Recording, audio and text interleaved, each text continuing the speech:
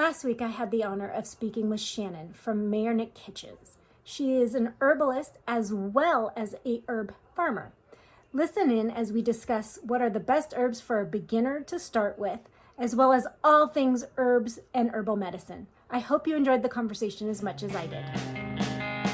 Are you struggling to keep your head above water and brushing aside how you physically feel?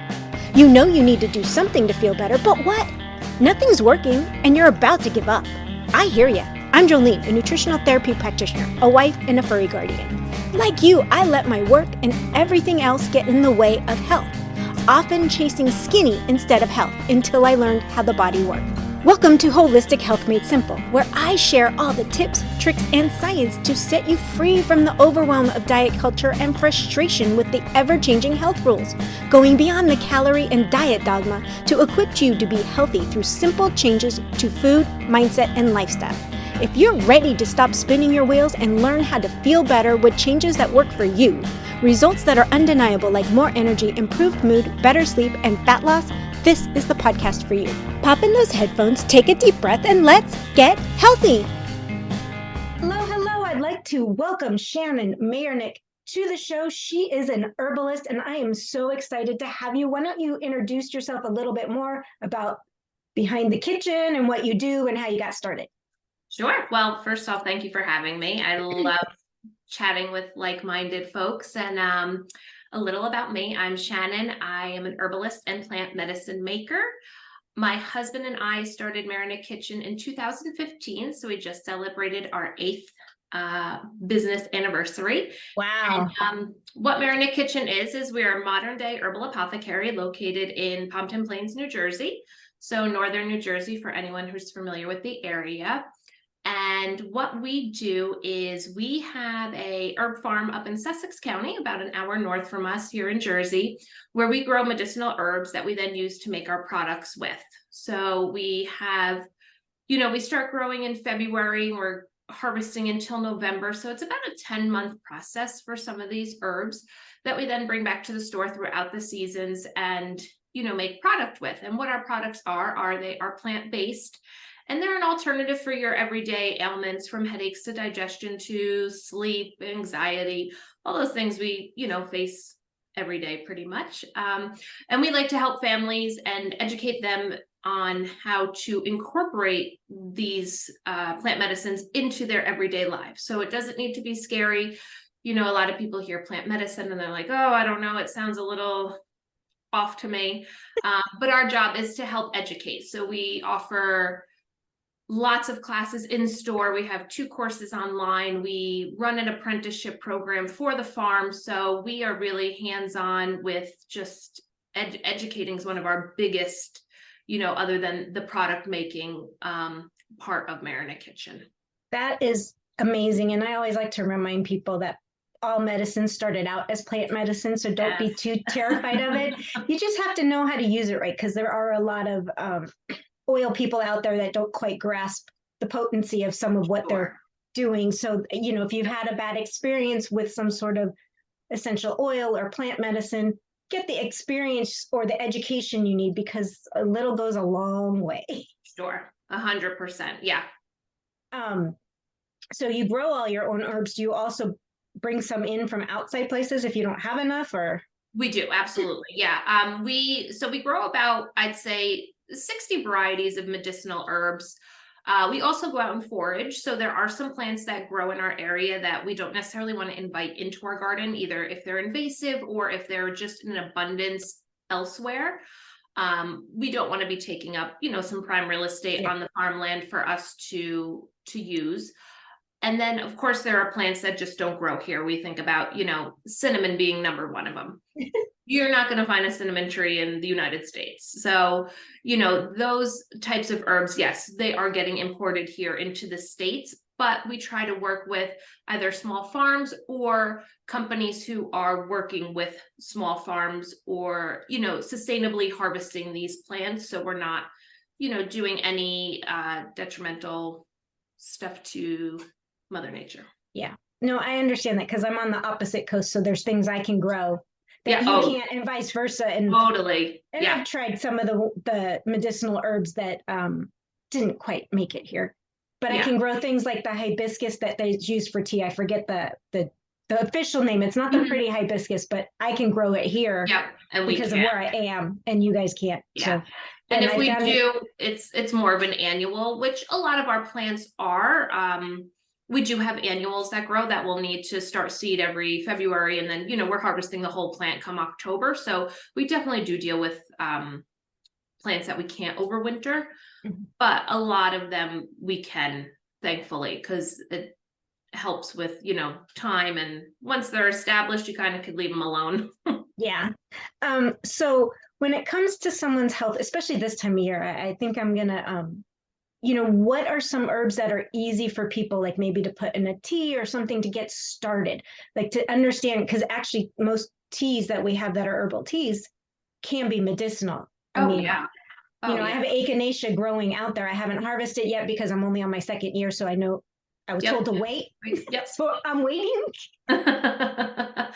Yeah, there are so many plants. So what I like to always, bring to light is also our kitchen herbs, right? Let's start there. Our kitchen herbs, where I'm sure majority of us are familiar with the sage, the thyme, the rosemary, your peppermints, things like that, that we think to grow either on our balcony in a pot or in a small raised bed you might have in your garden, or if you have maybe a larger garden, you have some beds out there that you're growing some herbs, and these are kind of considered your kitchen herbs. We use them to cook with. Well, they're also all very medicinal. So for someone to, let's say you're not even growing anything, maybe whether you don't want to grow, you're in an apartment, you don't have a balcony, a fire escape, anything you could put a few pots on. So you could go to your local shop, bodega, market, wherever, and you could get these herbs, and they are medicine. So a lot of these kitchen herbs are great for, especially this time of year, when we're fighting the colds and the flus and, any type of respiratory or sinus congestion. So I always say, let's start with what we have access to before jumping to some of these plants where you're like, I've never even heard of that. Echinacea, like you said, is a huge one. It's very familiar to a lot of people. It's used in landscapes. You'll see it if, even if you go to maybe like an office building or something, they might have it incorporated into their landscape. And this is medicine. And I'm not saying forage from the buildings, but these are plants that we start seeing, oh yeah, I know what that is. And you might think, oh, that's usually just in someone's front lawn or part of their landscape. Well, it's actually really medicinal. So we like to incorporate these plants into our landscape, as well as also have them growing in abundance to make medicine with. So I always want to preface by saying it's not hard to incorporate herbs into your everyday life, because we could get them right at the grocery store. With so much information on the internet, is there some reliable place? Because, like anything, I mean, in health and wellness, like anything, you've got extremes from one side to the other. Sure. So deciphering it, I know that your website has a lot of great information on it, but like, how do people discern what's safe? Like if they're looking at something, like making some kind of herbal tea for their household because they're ill, like what do they look for in buying an herb and preparing it and knowing what to do? Right. That's a great question, because there is a lot of misinformation out there. So I would say, start by just exploring these pages, right? Like you could search, what kind of tea can I make when I have stomach issues, as an example. You're going to get hundreds and hundreds and hundreds of search results. You could, of course, maybe take a look at some, in my world, there's, some herbalists that we all just know about, so and you grow and you trust them. And so there are some, you want to try to find reputable sources. And I think once you find that, then you could trust what they're saying or what others are kind of saying around that. But that's a good point, because it's even just, health overall, whether it's cooking or making medicine or, trying out a new workout, there's just so much out there. So it could be which absolutely, this could be an intimidating part of it, is trying to figure it out. But I would say maybe get yourself a good book, Rosemary Gladstar, Robin Rose Bennett, Jim McDonald. I could name off tons of, herbalists, but it's just finding those few. And one of my favorite things would be is to find your local herbalist. We all are, kind of in little pockets in all different towns and cities. So finding a local herbalist who you could actually speak to, or maybe go to a class and see some hands-on stuff. And that's when you start to gain that trust on, okay, I trust what they're saying, so I'm going to kind of take their lead on, what they're teaching. Wow. Yeah. No, it's I know for the average person, it can be really scary. I've always gone, I sometimes say the woo side, but it's the alternative, the more natural. And I start there. There's a time and a place for modern medicine, but if we can get it out of nature first, the side effects are a lot less, is what generally happens. Yep. So a lot of people then will look at herbs besides just if they're ill or whatnot. I don't want to go into diseases because people go off the rail there and it goes crazy. I'm a little scared the common cold to just, because anything you're treating with a common cold is the symptoms. You're not treating the actual cold. Yep. Right. Just alleviating the symptoms till your body fights it off, which is a good thing. Yep. But stuff like, okay, middle-aged, I'm, over 50, skin, is there certain herbs and stuff you suggest to add into your natural, because I'm a big natural oil, like I use coconut, avocado, whatever I have in the kitchen, kind of comes with me in the bathroom. Yeah, absolutely. Some herbs are amazing. So, calendula, if you've heard of that, amazing for skin. Lavender, rose. I recently, and this is probably within the last 2 years or so, have really gotten into using tallow on my skin, which is rendered down beef fat. Not an herb, but a pretty natural product if you're using, the fat from cows that are living happily out in the pasture. But it's these plants, and possibly if you are consuming animal products, you could use tallow. Honey, another great one that we don't think about that is amazing for the skin. This is all people had back in the day. They didn't have a CVS or a Walgreens to run to with 7,000 options, put lotion on their skin or anything like that, right? So they used what they had, which was naturally growing locally to them. So, if you want to start shifting your mindset that way, that's a great way to start, is what's growing around me? What can I use locally? We use a lot of hydrosols. We make a lot of hydrosols. I use a ton of hydrosols, which is literally just the distillation of a plant. So we take fresh plant material, pour some water over it, and let it distill through steam. So it gets very hot. It breaks the plant material, and it releases essential oils and the byproduct of the essential oil, which would be a hydrosol. And I use those on my skin literally all day. I have them throughout the house, like in my office, in the bathroom, in the kitchen. We have samples in the store. So when I'm at the shop, I'll just spray my face with them. And it's just these, it's literally plant water that I'm spraying on my face, but it's hydrating, it's moisturizing. It's just feeding my skin with goodness. And I'm not clogging my face with crap, pretty much. Yeah. No, and it's true. I'm a big proponent of using tallow. It's just sometimes it's harder to find in certain areas that, from a reliable source. Like I'm not going to go where I live in the city to just a store and buy it. I'm going to go to my farmer's market.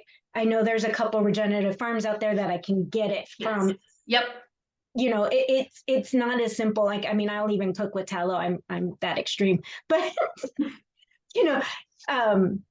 it's just using it for a lot of people. They're like, what? You're putting oil on your face? And it's like, it goes against what they think. But when your skin's dry, it actually needs the oil. It doesn't need these chemical moisturizers. It needs something that's drying it out even more. Exactly. Because there's alcohol in it and this and that. Even to remain, a conversation came up the other day with somebody asking about my makeup remover. I'm like, well, I just put a little bit of avocado oil, olive oil, coconut oil on a cotton ball, wipe it off, then wash my face. Like, it's not that hard. Yeah. You don't have to spend a lot of money on oil. And that's the thing. It becomes very like complicated and convoluted when people start thinking about all these things that they want to use or, buy. And it just, if you have a few good skin products, yeah, you're going to maybe spend a little money, but you're not going to, it's not crazy. Yeah. You could grow some lavender, infuse it in avocado oil or in jojoba oil and, make a lovely skin oil that way. And it pretty much comes down to pennies compared to what you'd be spending sometimes in the store. So what in your store, like your store, do you specialize in? Do you sell the herbs or more tinctures? Tinctures. Tinctures. A little bit of both. I would say we definitely have more already made products than dry herbs. We do have a dry herb section.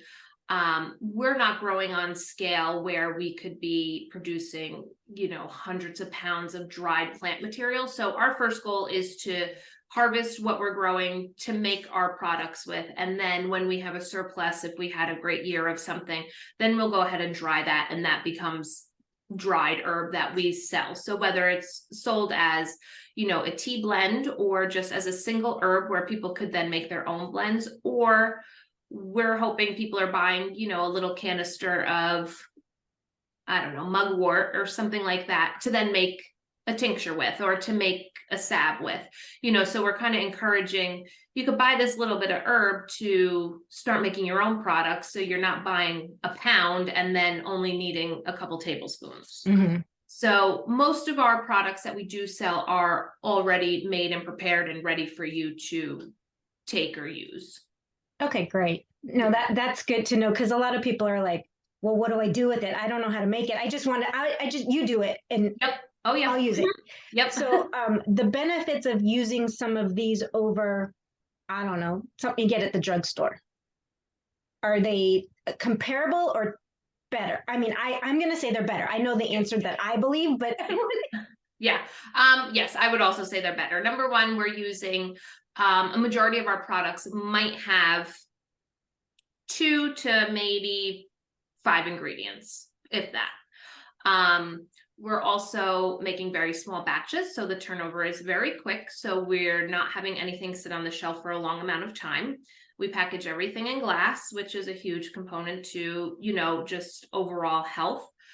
And people that get to know and like and trust us, they see, whether they're following us on Instagram or through our newsletter, that we're starting seeds in February. We're then planting those plants out in April. We're then harvesting throughout the summer. So they literally see our hands are in this from day one of that seed being planted. So it becomes a connect, they have a much closer connection to the product just through us. If we were to go buy something off the shelf, we have no clue where the products came from, who made them, what lab they were in, how many warehouses or trucks they sat on.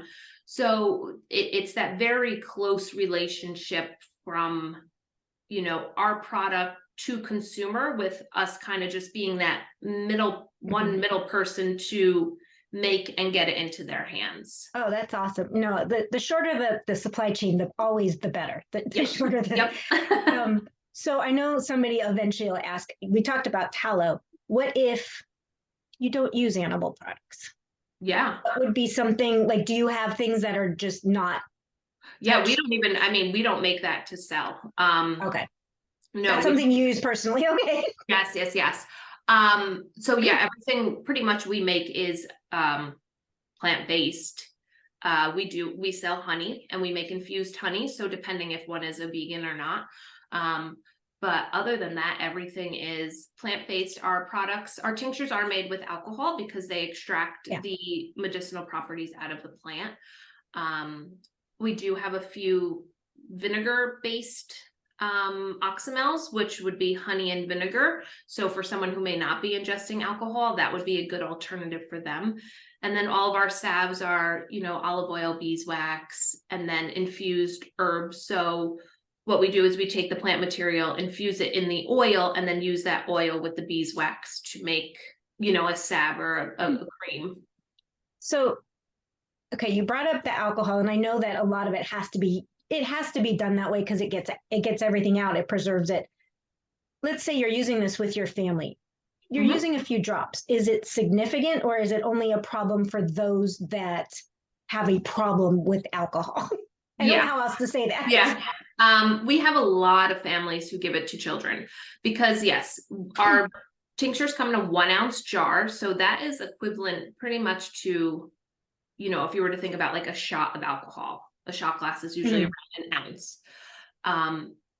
Our tincture, you probably have about 30 doses in it. So we're thinking about like drops compared to like slamming back a bottle of tincture.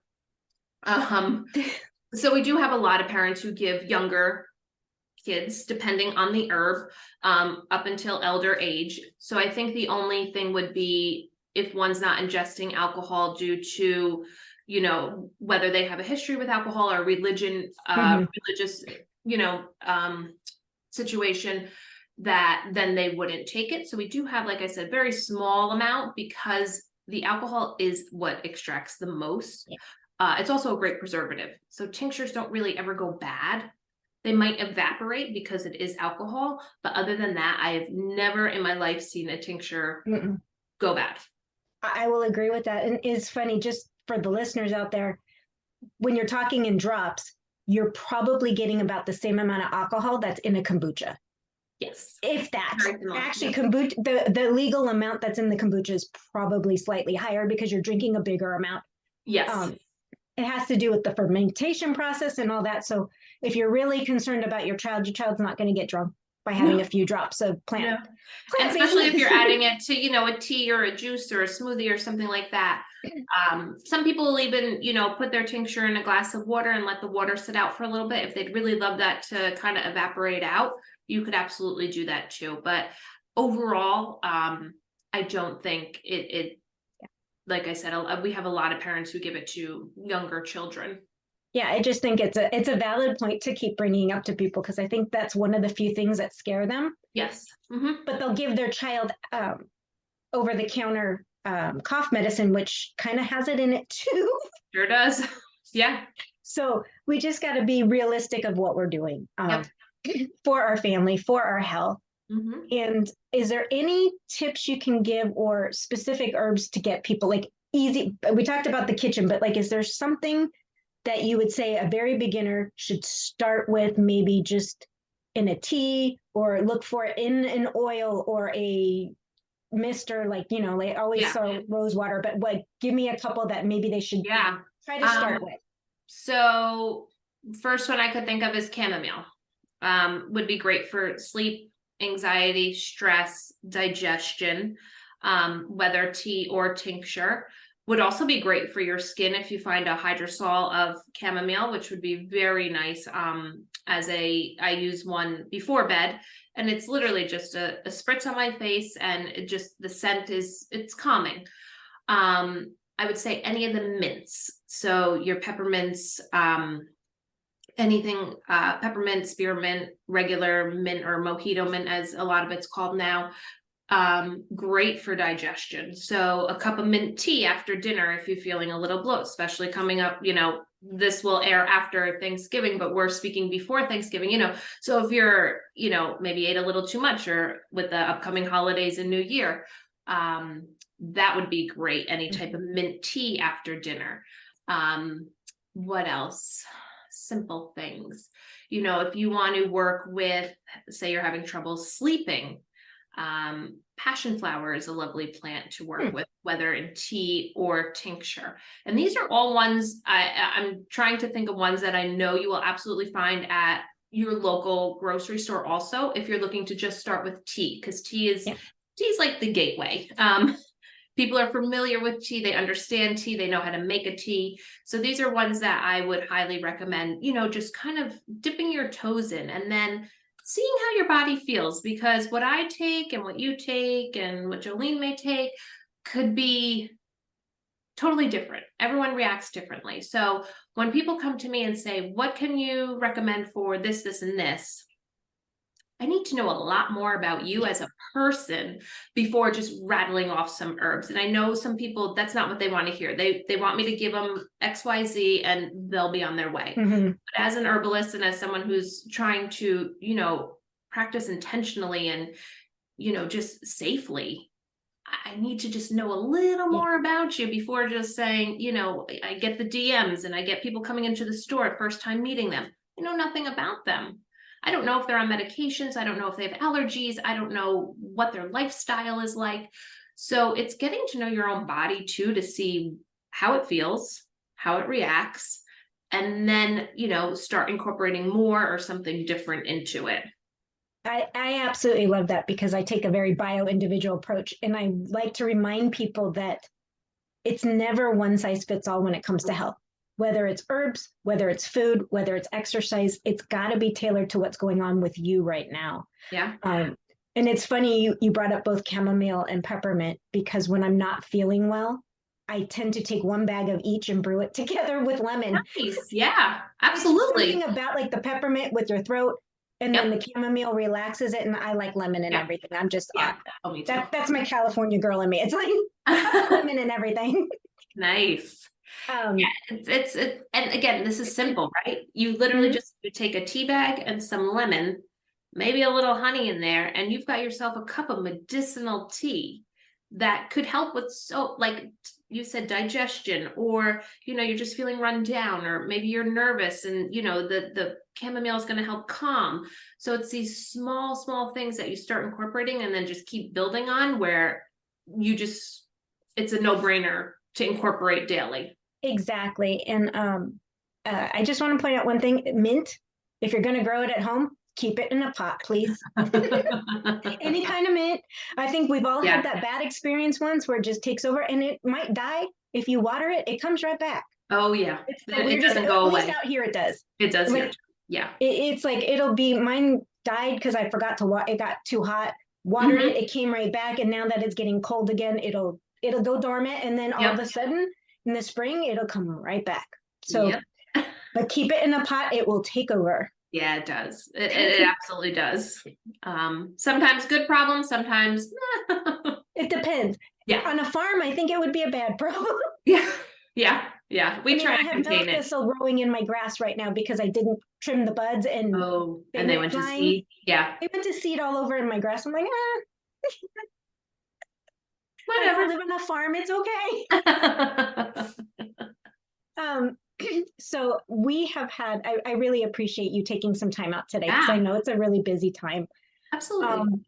And giving everybody some tips on the herbalist. Where can everybody find you? And do you have anything upcoming in the next couple weeks? So we do actually, and this would be available for everybody. We do a lot of classes, here in New Jersey in the store. We have a farm, we do things up on the farm. So that becomes a little more local, but we're going to be reopening our membership, which is a membership we host online with, live Q&As, and, just creating a community around incorporating all of these things, whether it's plant medicine or preserving what you've got growing in the garden. So canning and jamming and a little bit of, the homestead life. So we're going to be opening that up at the end of January, early February. So that's something anyone would be able to join, to become a part of our community. But yeah, we actually take December and January off of teaching because we teach for 10 months straight. So we take a little break just because it's also our busiest time of year. So we get a little quiet on the teaching end during these next 2 months. But then once, February hits, we're starting seeds, things are starting to grow. So that's when our season starts again. But yeah, that would be something you could look into if you're interested in joining a community of herbalists. And, we have a tiny little plot of land here that we actually live. We don't live on the farm. We live about an hour south of the farm. So on where we live, we have just, a little homestead here. But and then you could find us on social media, Facebook and Instagram. I am most active on, which is just at Mayernik Kitchen. And then also on our website, where we have a lot of information that anyone could learn from blog posts to just plant medica materia. We have 2 online courses that are evergreen, so you could jump into those and, enjoy them whenever you'd like. So that's just MayernikKitchen.com. Awesome. Awesome. Well, thank you so much for your time. Thank And you. I know that this is going to be posted right after Thanksgiving, but happy Thanksgiving Yes, you and too. happy holidays. Yes. And we will link everything in the show notes so people can find you for years to come, hopefully. And thank you so much. And I will see you next time around. Sounds good. Thank you. Thanks. Bye. Thanks for listening in today. I hope you got some nuggets to take on your health journey. Remember, this podcast is for educational and entertainment purposes. No medical advice is being given. By listening to this podcast, you agree to the full disclaimer, which is linked in the show notes. If you found this podcast helpful, could you take 30 seconds and leave a review? Your feedback means the world to me, and it helps others discover my show. Once again, thank you for being part of my community. Until next time, have a blessed day.